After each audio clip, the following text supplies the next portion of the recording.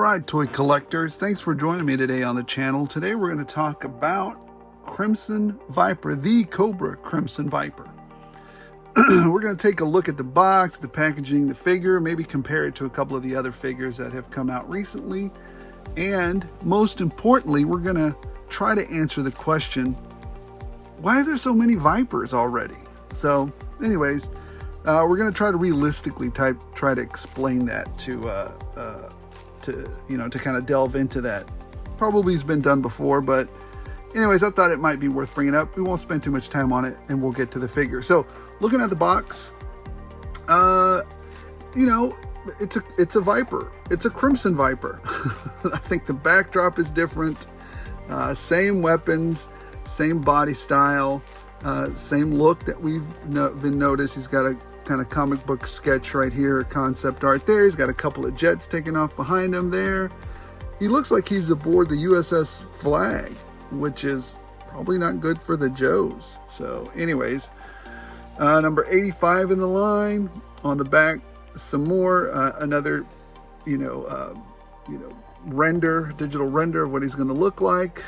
His accessories, some close-ups of the digital render, and again, some concept art with the number 85 there on the corner. So I'm not keeping this box. I actually Army built this one because I think I bought like 6 of them because I like this color and I like this scheme. But I also like the other ones too. But anyways, I like my Vipers. I'm not keeping this box. All right.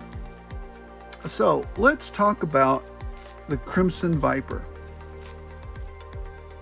and the Python Patrol Viper and the regular old Viper.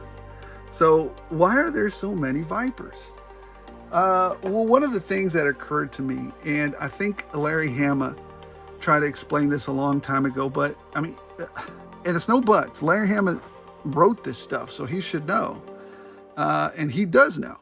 So to me, I think so. Larry was a soldier, and Larry was trying to explain this to. So there's a couple of answers to me, and it occurs to me that Larry might have tried to explain it this way, a soldier's way. If you're in the military, there is a saying, and before we get on into all that, what is the difference between this Viper, and a regular Cobra Trooper, right? What's the difference between her and her compatriots versus, these guys? And we're going to get to that in a minute. Because according to Larry Hama, when he wrote his little note to Hasbro, trying to tell him or trying to explain it to us, he said there is no difference. They're all the same. These are all, at the bottom. These are all just grunts. They're all troops. And anybody who's been in the military kind of understands that. And the reason I say that is because you have your different military occupational specialties, which is an MOS, right? Some soldiers are cooks, some soldiers are telecommunication specialists, satellite, some soldiers are, finance officers, some soldiers are different things, but there is one thing that is always held true throughout the entire time I was in the service, and that is you are a soldier first.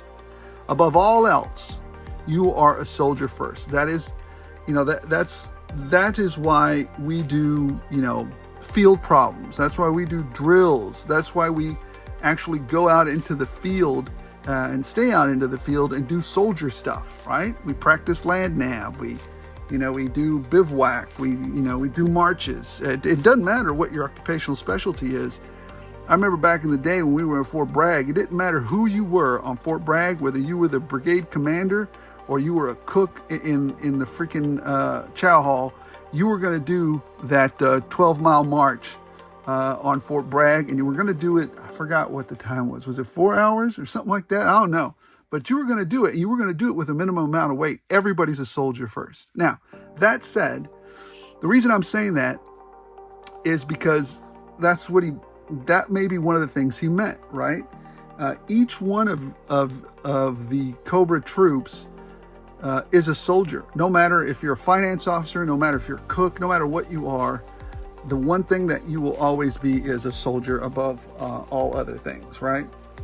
And so the other thing that is probably simpler, and may have been what he meant as well, is that you have soldiers doing different things.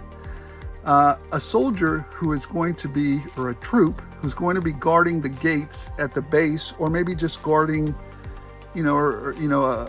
whatever it is on post, not really, just basically pulling security. They might have this uniform, right? This will be their uniform. There's not a lot of, she doesn't need to have, actually she probably doesn't even need to have this. We wouldn't have even put this on. It probably had, if you're guarding like the front post or whatever, or you're guarding the commander's office, you might not even have a sidearm. You might have your load bearing equipment, and you might have a soft cap on. You might have a sidearm, but you probably wouldn't have your rifle with you. You'd have some sort of very drawn down military uniform, right? Now, that would be to guard, on post or low security stuff. Well, that's going to be very different, if you were going down range and about to engage the enemy. Then you would probably dress up like him, or you probably dress up like him, or you probably put on stuff like him. And this is very different, right? So at this point, you've got your grenades, you've got your rifle, you've got your plate protector, your ballistic armor, you've got your sidearm, you've got some grenades. Well, I already said grenades. You might even have a couple of anti-tank weapons on you as well, and a heavy machine gun with you. So the roles are, whatever role you're in is different, right? She could be one of them, or, they could be that when they get back to base. That may have been the simpler explanation. Now, how do we explain all these colors, man? Well, let me tell you, there are different traditions in every part of the military. Even within the Army, there are different traditions. An airborne soldier wears his Class A's a certain way.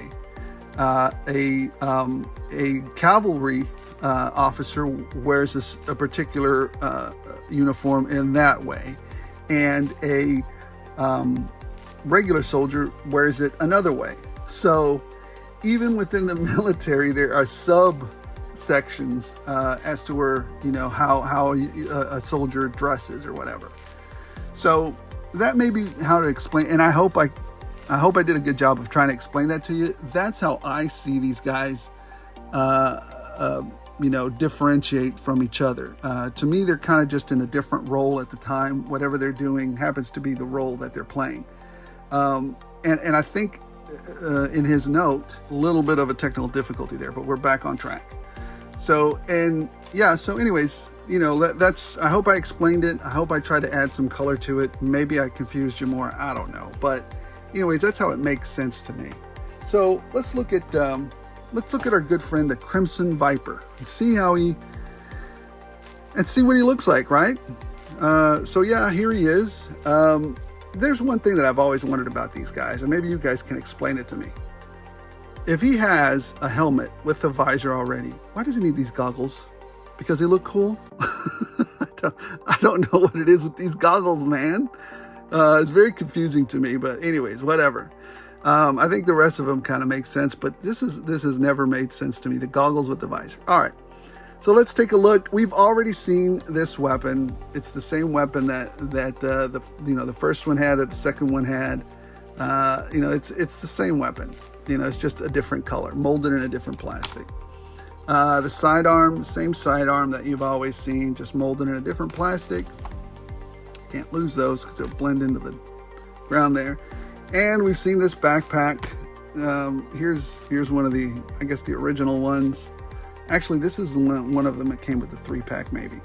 So here, we've seen this many times before. Here's what his backpack looks like. It's just color differences there at that point. It's just variations in color. So there's that. Now, this is something that, anyways, let's keep going. Every one of them has this handkerchief. Again, this is a different color than some of theirs. I like the handkerchief, but I didn't add it to those. So here we are with the figure. All right, let's take this off of him too. So those are all the, I mean, we've seen these goggles before as well. I don't think I need to show them to you guys. So anyways, here is the uniform that he has. Here's the uniform that the 3-pack guy has. And there's some color differences. There is no significant change there, right? It doesn't feel like anything has really changed in it. It's just literally just a repaint.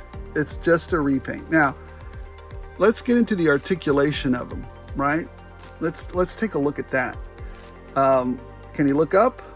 I guess he's just par for the course as every other guy. Kinda, not really. He can't really look up as a Viper. He can look down really well, but he can't look up very much. Nope, he's not gonna look up. Turn to the left, turn to the right, kind of wiggle his head a little bit that way and that, but he can't really look up much, but whatever, it's fine. His arms, I had a little bit of a problem with his arms doing the T-pose, but now they're fine. I had to, heat them up a little bit, move them around. Very good, just fine. Here's where I had a huge problem. Well, not yet. He can't really crunch. I mean, this vest does not allow him to crunch. It's just no crunching. No crunching, no crunchy for you. But now here's where I did have a huge problem. This joint in here, I mean, it's moving now, and I had to add a lot of oil to get that to move. And it's, oh man, I can feel it. See how I had to add a lot. And it's not, oh man. I can't remember these guys being that bad. I really don't. Maybe I'm crazy. Hold on. No, these guys are much easier to move. Much easier. But if they are, whoever decided to change that, decided to change it to this, may you get an ingrown toenail. Nah, he moves way smoother. It's just, I can feel him moving way smoother. This one, you guys saw that. He's not letting go. He's sticking. And I sense he's, I'm gonna have to, and look at all that oil I've had to add. I heated them up and added it. It's a mess. I would say that this inside part here is a mess. It's too bad, really. I wish he would have been better. But anyways, let's continue on. He can kick up that high. He's got drop down hips, just like the other guys. He can kick up that high. That kind of gets in the way. Kick up that high, that high, not very high. Anyways, he's got a cut at the thigh, double jointed pinned knees, and he does he have a boot cut? Let me see. Yeah, there's the boot cut. No, he didn't have it, just stuck for a minute. Down that far, up that far. All right.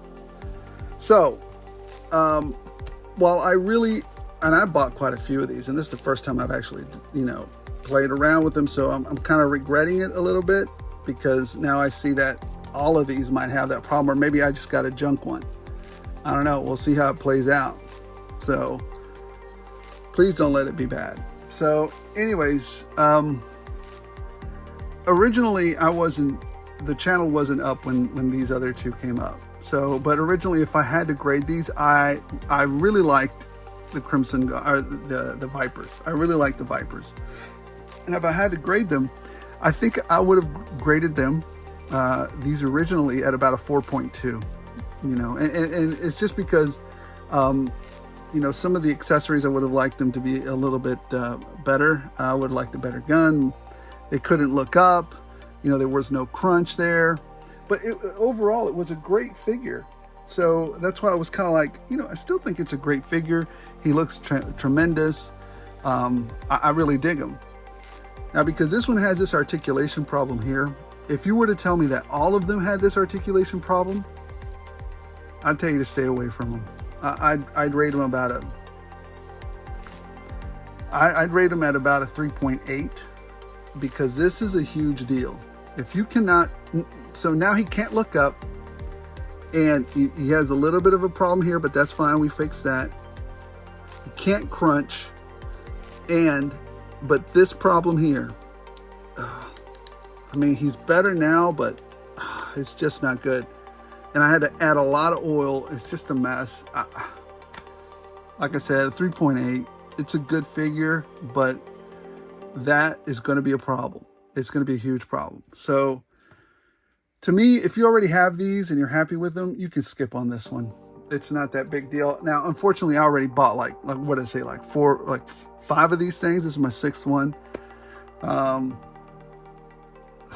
Yeah, it's too bad. I thought that they would just, you know, it's so funny when I want Hasbro to just keep doing what they're doing. They just, hey, why don't we do something dumb? Why don't we do something stupid and goof them all up? So anyways, I'm going to probably open another one up because I do like them and see how it goes. And I may update the video and let you guys how it goes from there. So anyways, guys, thanks for watching. Thanks for your support. We're almost up to 500. We've got the contest going. Make sure you jump back to the X-Men Wolverine, X-Men 97 Wolverine video. Check out some of the clues in there.